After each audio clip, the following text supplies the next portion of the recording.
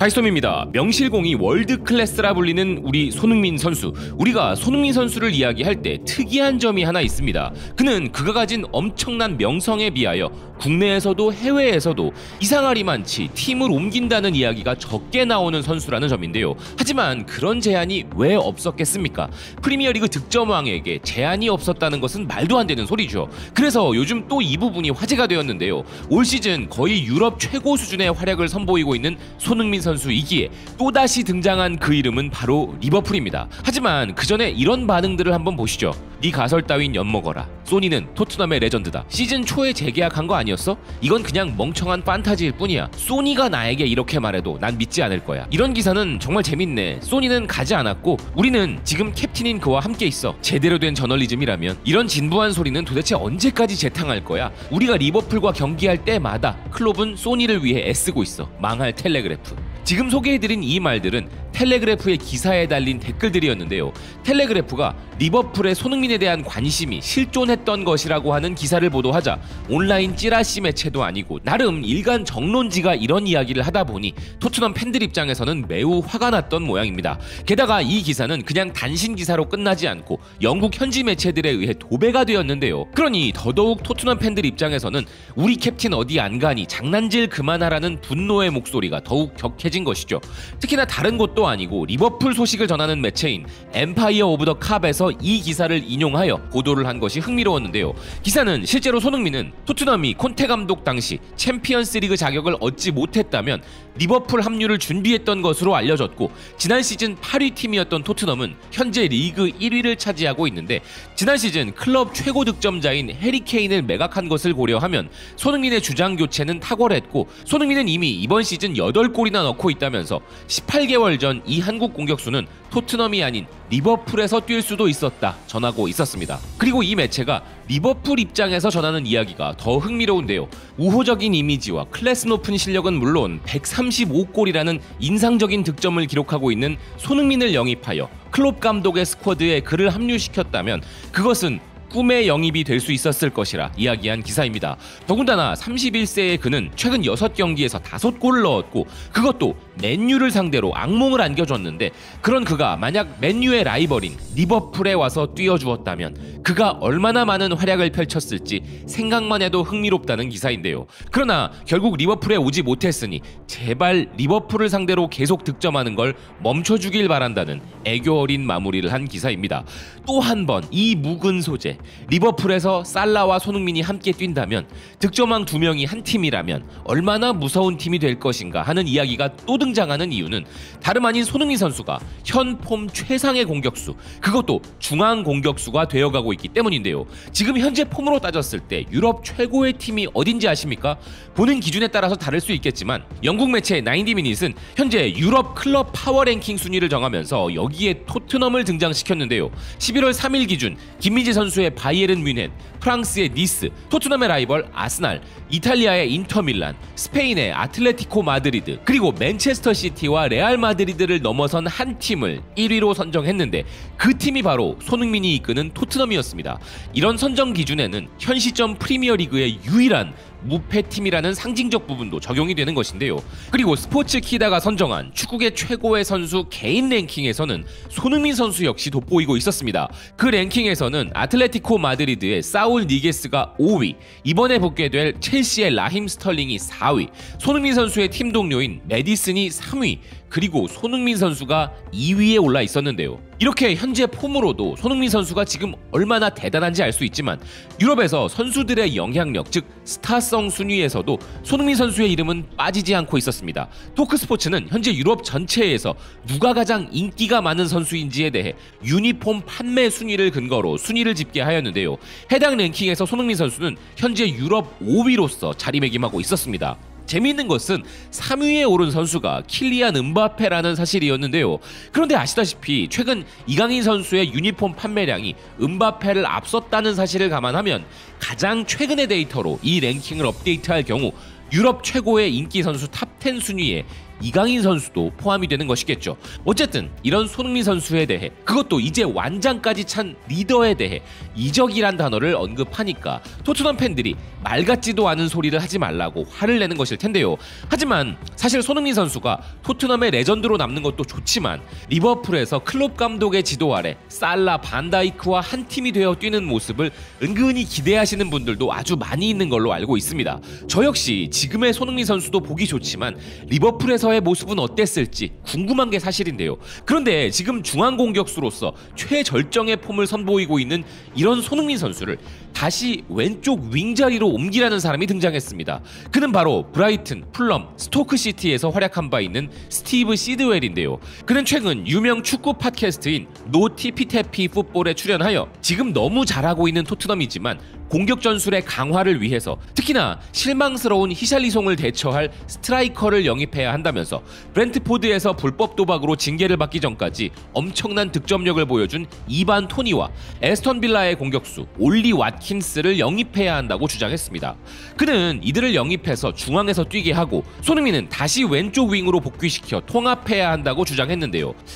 그에 대한 괜한 선입견을 가지거나 의심하는 것은 아닙니다만 시드웰은 토트넘의 최대 라이벌인 아스날 유스가 키운 선수란 것은 공교로운 부분이긴 한데요. 그래서인지 이 소식을 전하는 토트넘 매체 투더 레인 앤 백은 시드웰의 의견에 반대하는 기사를 전하고 있습니다. 시드웰의 이러한 관점은 모두가 받아들일 수 있는 의견이 아니라는 기사는 토트넘 커뮤니티 내에서는 팀의 연속성을 옹호하는 목소리가 있다는 것인데요. 특히 포스테코글루 감독의 중심 인물로 손흥민이 10경기에서 8골과 도움을 기록했는데 그런 엄청난 성과를 낸 점을 고려할 때 왜 필승의 공식을 건드리냐는 것입니다. 그러면서 기사는 대안으로 떠오른 두 공격수의 능력은 부인할 수 없지만 이런 변화를 토트넘이 가져갈 것인지 아니면 손흥민 중앙 전략을 이어갈 것인지는 오직 시간과 1월 이적 시장이 말해줄 것이라 전하고 있는데요. 사실 애초에 손흥민 선수가 중앙 공격수 역할을 하게 된 것과 이런 새로운 공격수 영입 문제가 계속 불거져 나오는 것은 히샬리송이 기대 이하의 저조함을 계속 이어간 시간이 길었기 때문이죠. 특히나 그의 빈곤한 마무리 결정력이 매우 큰 이유인데요. 실제로 더 부트룸은 이 문제를 해결하기 위한 방편으로 손흥민을 중앙으로 이동시키기로 한 결정은 훌륭했다는 기사를 전한 바 있습니다.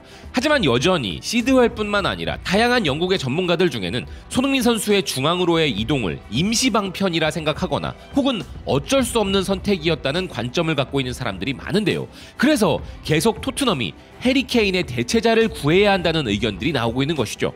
토트넘을 제외하면 10경기에서 8골 이상 득점한 공격수를 가진 팀은 EPL의 오직 한 팀, 맨체스터 시티뿐임에도 불구하고 중앙 공격수로서 8골은 물론 팀 공격 전반에 걸쳐 최고의 활약을 하고 팀을 리그 1위로 올려놓은 지금의 손흥민 선수보다 더 나은 공격수를 영입할 수 있을 것이라는 그들의 진부한 생각, 원톱 공격수에 대한 오래된 고정관념은 생각보다 큰 것이 참 웃긴 부분인데요. 하지만 토트넘 팬들이 이제 그들의 주장은 손흥민이고 그가 그들의 스트라이커, 중앙 공격수라고 외치는 데에는 눈으로 보이는 득점은 물론이고 손흥민 선수가 맨 선두에서 압박을 통해 헌신하는 모습과 팀 공격 빌드업의 다이나믹한 요소들을 제공하는 모습 때문인데요.